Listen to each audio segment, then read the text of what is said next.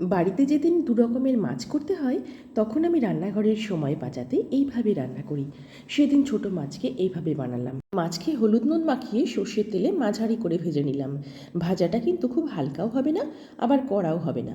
Mixing জারে একটু সাদা সর্ষে, একটু কালো সর্ষে, বেশ খানিকটা পোস্ত, গোটা কাঁচা লঙ্কা ও নুন দিয়ে প্রথমে শুকনো করে কিছুক্ষণ ঘুরিয়ে তারপর তার মধ্যে পরিমাণ মতো জল ঢেলে পেস্ট বানালাম। এরপর ভাজা মাছের সাথে খুব ভালো করে এই স্মুথ পেস্টটা হাত দিয়ে মাখিয়ে একটা টিফিন বক্সে ঢেলে ওপর থেকে একটু সর্ষের তেল, একটু দুধ ও চেরা কাঁচা লঙ্কা দিয়ে টিফিন বক্স বন্ধ করে দিলাম। গ্যাসে প্যানে জলের ওপর স্ট্যান্ড বসিয়ে তার উপর টিফিন বক্স বসিয়ে ওপর থেকে ঢাকনা দিয়ে আটকে দিয়ে রেখে দিলাম 20 থেকে 25 মিনিট। এরপর গ্যাস বন্ধ করে টিফিন বক্স ঠান্ডা হলেই খাওয়ার জন্য একেবারে রেডি ছোট মাছের ভাপা। আমি কিন্তু এই স্মুথ পেস্টের মধ্যে কোনো হলুদ গুঁড়ো মেশাইনি, তাই এর রংটা কিন্তু একটু সাদাটে হবে।